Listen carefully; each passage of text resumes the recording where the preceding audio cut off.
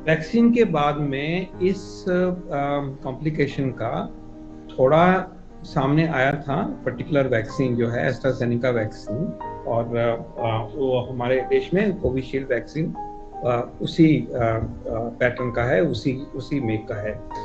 लेकिन हम ये एश्योर करना चाहेंगे कि ये जो समस्या पैदा हुई एस्ट्राजेनेका वाले वैक्सीन में, यूरोप में, बाहर के देशों में हुई, और ये देखा गया कि वहाँ पे जो उनका रहन सहन है, जो उनकी बॉडी है, जेनेटिक्स है, उसकी वजह से किसी हद तक ये यंगर पॉपुलेशन में इसको आने का एक पर्टिकुलर रिस्क दिखाई देता है। लेकिन जब यही डेटा हमने इंडिया में देखा और सिस्टमेटिकली देखा, हजारों केसेस को एग्जामिन करके देखा, तो भारतवर्ष में जब हम वैक्सीन लगा रहे हैं तो इसका जो इंसिडेंस है, इसका जो होना है, वो लगभग नेग्लिजिबल, वो इतना नेग्लिजिबल है कि आपको उसके बारे में बॉदर करने की बिल्कुल जरूरत। आपने आसपास भी किसी को नहीं सुना होगा कि ऐसी समस्या हुई है। वहां पे जो हुआ है वो हमारे से कम से कम 20, 25, 30 गुना है, और इससे भी ज्यादा गुना में ये प्रॉब्लम रही है।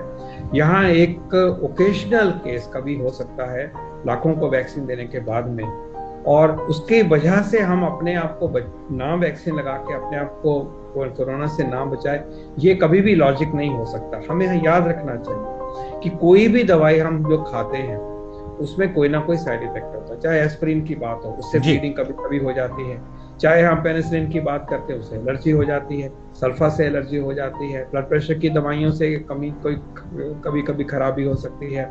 लिवर के ऊपर किसी चीज का असर होता है, पैरासीटामोल का कभी। पर हम इन चीजों को कभी नहीं सोचते ना, क्योंकि हमें मालूम है कि ओवरऑल हम इन दवाइयों से, इन वैक्सीन से हमें फायदा मिलता है, और उस फायदे के चलते हुए हमें अपने आप को as a public health strategy लेके चलना है, और हमने इसको अपनाना है। इन चीजों के लिए हमें फिक्र नहीं होना चाहिए। और वैसे भी मैं ये कहना चाहूंगा कि इन सब चीजों के ऊपर साइंस कम्युनिटी की और भारत सरकार की पूरी तरह से नजर है कि इन चीजों, इन साइड इफेक्ट्स को तरीके से सिस्टमैटिकली हम मॉनिटर कर रहे हैं, और ऐसा कोई भी आपके मन में फिक्र नहीं होना चाहिए कि इस वजह से आप में कोई वैक्सीन हेजिटेंसी हो।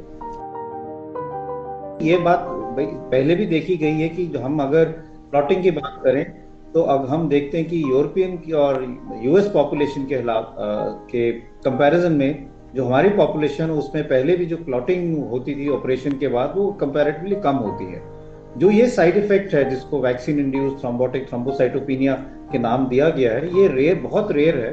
और जब भारत में इसका एवेल्युएशन किया गया तो ये पाया गया कि जितना वो रिपोर्टेड है यूरोप में, उससे भी कम मात्रा में यहाँ पे देखा जाता है। और जैसे अभी डॉक्टर पॉल ने बताया कि ये एक बहुत रेयर साइड इफेक्ट है, और इसलिए हमारे यहाँ तो बहुत गिने चुने लोगों में ही ये पाया गया है। इसलिए मैं यही कहूँगा कि ये जो साइड इफेक्ट है, इसके घबराना नहीं है। ये इसके लिए पूरा ट्रीटमेंट भी है, और हम अगर इसको जल्दी डायग्नोज कर ले तो इसका ट्रीटमेंट भी हो सकता है, जो क्योंकि अब इसके बारे में ज़्यादा जानकारी लिटरेचर में आई है, इसलिए इसका इलाज है। लेकिन पहली चीज ये समझनी चाहिए कि ये बहुत रेयर साइड इफेक्ट है वैक्सीन का, और इसलिए इसको ज्यादा लेके फिक्र नहीं करने की जरूरत है। एशियन और इंडियन पॉपुलेशन में वेस्टर्न पॉपुलेशन के कंपैरिजन में और भी ज्यादा रेयर है, इसलिए हमें ये सोचना चाहिए कि हमारे यहाँ ये बहुत कम केसेस हैं, और उसको अगर हम ओवरऑल पिक्चर को देखें तो सब लोगों के लिए वैक्सीन जो है सेफ है और लगानी चाहिए।